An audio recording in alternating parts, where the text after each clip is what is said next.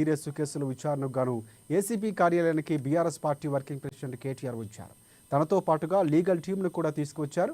అయితే కేటీఆర్ను మాత్రమే కార్యాలయంలోకి అనుమతించామని, లీగల్ నోటీసును అనుమతించబోమని కూడా ఇక కేటీఆర్కు పోలీసులు స్పష్టం చేశారు. పోలీసులపై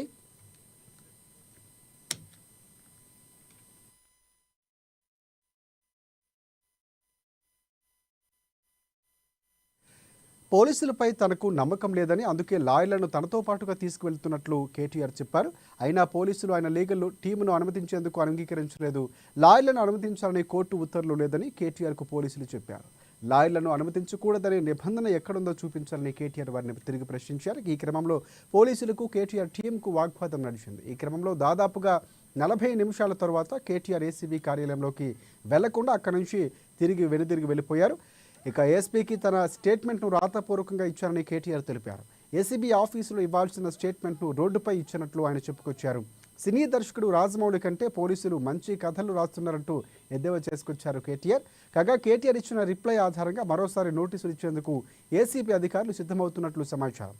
అయితే ఈ తాజా పరిస్థితుల నేపథ్యంలో ఏ క్షణం ఏం జరుగుతుందని రాష్ట్ర ప్రజలతో పాటుగా బీఆర్ఎస్ పార్టీ కార్యకర్తలు కూడా కొంత ఉత్కంఠ నెలకొంది.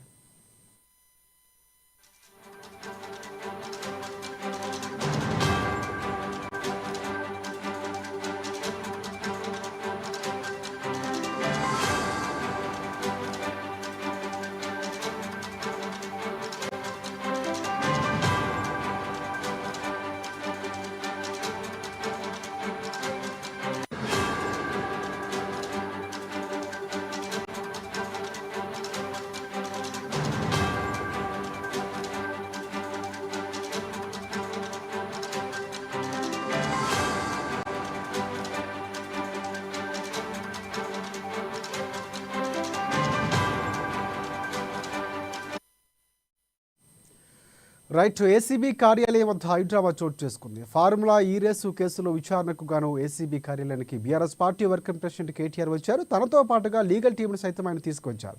అయితే కేటీఆర్ను మాత్రమే కార్యాలయం లోపలికి అనుమతిస్తామని, లీగల్ టీంను అనుమతించబోమని కేటీఆర్కు పోలీసులు స్పష్టం చేశారు. ఇక ఈ హైడ్రామా నేపథ్యంలో కేటీఆర్ అక్కడి నుంచి 40 నిమిషాల తర్వాత తిరిగి పార్టీ ఆఫీస్కి వెళ్ళిపోయారు. అసలు మొత్తం జరిగినటువంటి అంశానికి సంబంధించి పూర్తి అప్డేట్స్ అందించేందుకు మా బ్యూరో చీఫ్ కృష్ణమూర్తి మనకి ఫోన్ లైన్లో సిద్ధంగా ఉన్నారు.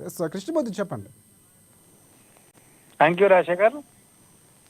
ఫార్ములా ఈ రేసు సంబంధించిన విషయంలో మాజీ మంత్రి కేటీఆర్ను విచారించాలని ఏసీబీ నిర్ణయించింది. ఇందులో భాగంగా ఈరోజు విచారణకు రావాలని. అయితే విచారణలో తనతో పాటు లీగల్ టీంను తీసుకెళ్తా అని చెప్పేసి కేసీఆర్ చేసినటువంటి వాదనలో పోలీసులు విభేదించడము, దాంతో కొంత వాదోపవాదాలు జరగడము, ఆ తర్వాత నేను విచారణకు రాను అని కేటీఆర్ వెళ్ళిపోవడం అని జరిగింది. ఇది కొంత సంచలనం అని చెప్పచ్చు. ఎందుకంటే గతంలో ఎవరు వచ్చినా లీగల్ టీంను అనుమతించకపోతే వాళ్ళు పోయి విచారణకు హాజరైన విషయం ఉంది. అయితే ఇక్కడ కేటీఆర్ చేసిన కామెంట్లు కొంత చర్చనీయాంశంగా మారినాయి. తనకు పోలీసుల మీద నమ్మకం లేదు అని చెప్పేసి కేసీఆర్ ఒక వ్యాఖ్య చేశారు. అయితే నిన్నటి వరకు ఇదే పోలీసులతోటి కేటీఆర్ 10 సంవత్సరాలు పాలించారు. మరి అదే పోలీసులు పనిచేసిన వాళ్ళ మీద నమ్మకం లేదనడం ఏంటి అన్న విషయం కొంచెం జరుగుతుంది. దీని విషయంలో కొంత డిపార్ట్మెంట్ అంటే పోలీస్ శాఖలో కూడా చర్చ మొదలైంది. అంటే పోలీసుల ఒక బాధ్యత గల నేతగా, రాజకీయ నాయకుడిగా కేసీఆర్ పోలీసుల మీద నమ్మకం లేదని చెప్పడం ఏంటి అనేది ఒక జరుగుతూ ఉన్నది. మరోవైపు కోర్టును ముందుగా వెళ్ళి కోర్టులో పిటిషన్ వేసి తను అరెస్ట్ చేయొద్దు అని చెప్పేసి ఆర్డర్ తీసుకొచ్చినటువంటి కేటీఆర్ లీగల్ టీంతో వెళ్తాను విచారణ పిలిస్తే అని చెప్పేసి ఎక్కడ కూడా కోర్టు నుంచి అనుమతి తీసుకోలేదు. ఈ అంశం మీద కూడా ఒక చర్చ ఉన్నది. ఈ చర్చలో అంటే మొత్తంగా కేటీఆర్ ఈ కార్ రేసులో ఏసీబీకి సహకరించకుండా సహాయ నిరాకరణ చేస్తా ఉన్నారు. ఒక రకంగా కావాలని కేసును తప్పుదారి పట్టించిన కేసీఆర్ ప్రయత్నాలు చేస్తున్నారు. కాబట్టి ఇవన్నీ జరుగుతూ ఉన్నాయని చెప్పి జరుగుతూ ఉన్నాయి. అయితే వాస్తవానికి కేటీఆర్ కోర్టు లీగల్ టీం నిర్మించాలని చెప్పలేదని ఏసీబీ అధికారులు పోలీసులు చెప్పినప్పుడు అక్కడ కేసీఆర్ కూడా అదే విషయం వాస్తవం ఏంటంటే లీగల్ టీం లేకుండా తన ఒక్కరిని విచారించని చెప్పి ఎక్కడ చెప్పిరా చూపించండి అదే ఆర్డర్లో అని చెప్పేసి అడిగారు. ఇక్కడ పోలీసుల వద్ద కూడా సమాధానం లేదు, అక్కడ కేటీఆర్ వద్ద కూడా సమాధానం లేదు.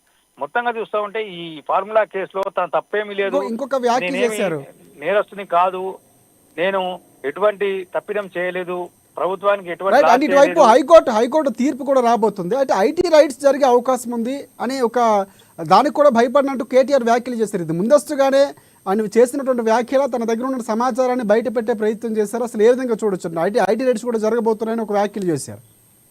అంటే ఇప్పుడు ఈ ఐటీ రైట్ జరిగినా కేటీఆర్ అనేది ఆయన కొంత మొదటి నుంచి కూడా కొంత యారగెంట్ గా ఉండడము, ఆయన యొక్క అహంకార పూరిత ధోరణితో వ్యవహరించడము అనేది కొంత ఇబ్బందికరంగా మారుతా ఉన్నది.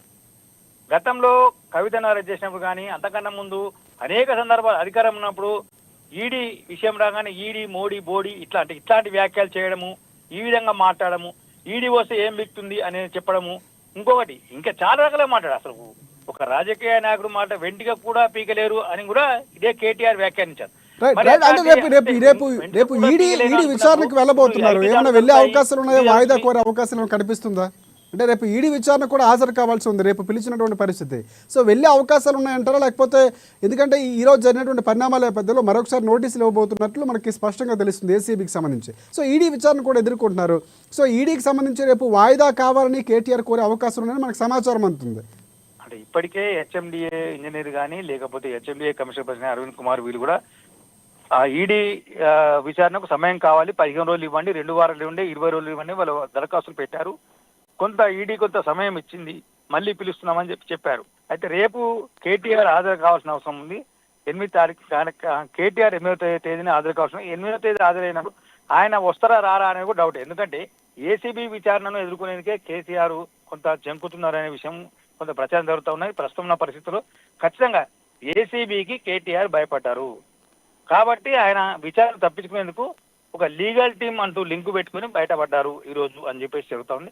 దీని విషయంలో ఏసీబీ కూడా న్యాయపరంగా లీగల్ గా చర్యల కోసం మా విచారణకు రాలేదు, మాకు సహకరించలేదు, మరోసారి ఆయన మేము విచారణ పిలుస్తాము అని చెప్పేసి వీళ్ళు కోర్టులో కూడా పిటిషన్ వేసి కోర్టు నుంచి లీగల్ టీం లేకుండా కోర్టు నుంచి విచారణకు రప్పించాలి అనే విషయంలో కొంత ఏసీబీ కూడా పట్టుదలగా ఉన్నట్టు తెలుస్తా ఉంది. దానికి సంబంధించిన ప్రక్రియ జరుగుతూ ఉన్నాయి.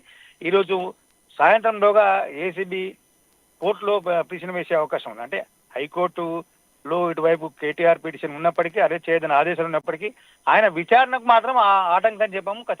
కేసు విచారణ జరగాల్సిందే కానీ అరెస్ట్ చేయకని చెప్పాడు. కానీ కేసు విచారణ కూడా ఇప్పుడు కేటీఆర్ సహకరించడం లేదు అన్న అభిప్రాయంతో ఉన్నటువంటి ఏసీబీ ఖచ్చితంగా కోర్టుకు వెళ్లే అవకాశం ఉంది. ఐటీ రైట్స్ జరుగుతున్నాయంటే ఖచ్చితంగా తప్పులుండి జరుగుతాయి. ఐటీ వాళ్ళకున్నటువంటి ఆధారాల ప్రకారంగా, వాళ్ళకున్న సమాచారం ప్రకారంగా, వాళ్ళకు లభించిన డాక్యుమెంట్లు వీటికి సంబంధించిన విషయంలో కొంత ఐటీ రావడం జరగచ్చు. అయితే ఇవన్నీ కూడా కేటీఆర్ ఏదో ఊహించుకొని కావాలని తనను ఇబ్బంది పెడుతుంది. అంటే రాజకీయంగా తమను ఎదుర్కోలేక ఈ రకమైనటువంటి ఇబ్బందులకు గురి చేస్తా ఉన్నారు అని చెప్పేసి కొంత ప్రచారం చేసేందుకు, అంటే రాజకీయ లబ్ధి కోసం, అంటే ఈ కేసును కూడా ఈ ఫార్ములా కేసును కూడా రాజకీయ లబ్ధి కోసం వినియోగించుకునేందుకు కొంత కేటీఆర్ ప్రయత్నం చేస్తున్నారు అన్న చర్చ కూడా మొదలైంది. పోలీసుల కించపరిచే విధంగా చేసిన వ్యాఖ్యల మీద కూడా కొంత ఆయా వర్గాల్లో అంటే సాధారణ ప్రజలకు కూడా కొంత చర్చ జరుగుతారు. అంటే ఈ పోలీసుల మీద నమ్మకం లేదు అని ఏదైతే కేటీఆర్ వ్యాఖ్యానించారో అదే విధంగా నేను లీగల్ టీంతోనే వస్తాను లేకపోతే విచారణకు రాను అని చెప్పడం కూడా కొంత ఉంటుంది. అంటే ఏదైనా సరే ఏసీబీకి కొంత నిబంధనలు ఉంటాయి. అనేక సందర్భాల్లో ఏసీబీలు అనేక కీలకమైన కేసులను ఏసీబీ విచారించిన నేపథ్యంలో ఎప్పుడు కూడా ఇటువంటి పరిస్థితులు ఎదుర్కాలేదు. ఈ తాజా పరిస్థితుల్లో ఏసీబీ ఉన్నతాధికారులు భేటీ అవుతున్నారు. హోంశాఖ అధికారులు కూడా దీని విషయంలో లీగల్ ఒపీనియన్ తీసుకొని ఎలా ముందుకు వెళ్ళాలనే విషయంలో కొంత చర్చిస్తా ఉన్నారు. Rajasekhar, right. Thanks for updates Krishnamurthy.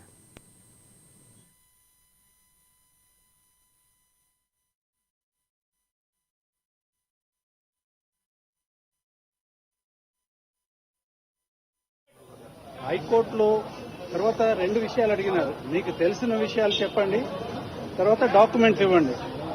Documents అన్ని కూడా గవర్నమెంట్తో ఉంటాయి. తన దగ్గర ఎందుకు డాక్యుమెంట్స్ ఉంటాయి? ఆ రెస్పాన్స్ సంబంధించిన అన్ని డాక్యుమెంట్స్ గవర్నమెంట్ దగ్గర అవైలబుల్ గా ఉన్నాయి. సో వాటిని అవి మీ దగ్గరే ఉన్నాయి, మీరు గవర్నమెంట్ దగ్గర నుంచి తీసుకోండి అనేది ఒకటి. తర్వాత ఇంకొకటి ఏంటంటే కోర్టులో కేసు పెండింగ్ ఉన్నది, రిజర్వ్ అయినది. పెండింగ్ అంటే ఆర్గ్యుమెంట్స్ కూడా కంప్లీట్ అయిపోయి జడ్జిమెంట్ రిజర్వ్ అయింది. ఈ జడ్జిమెంట్ వచ్చేదాకా మీరు దీన్ని వాయిదా వేయండి. ఎందుకనంటే సబ్సిడీస్ అయి ఉన్న దాంట్లో ఆల్రెడీ ఆర్గ్యుమెంట్స్ అన్ని కూడా చెప్పినాము. మా స్టాండ్ మొత్తం కూడా కోర్టులో చెప్పడం జరిగింది. ఏసీపీ వాళ్ళ స్టాండ్ కూడా వాళ్ళు చెప్పినారు. ఆ జడ్జిమెంట్ వచ్చేదాకా మీరు ఓపిక పట్టి మాకు అంత టైం ఇవ్వండి అని ఒక లెటర్ ఇది సబ్మిట్ చేయడానికి, ఇది కలిసి సబ్మిట్ చేసేదానికోసము మేము వచ్చాము.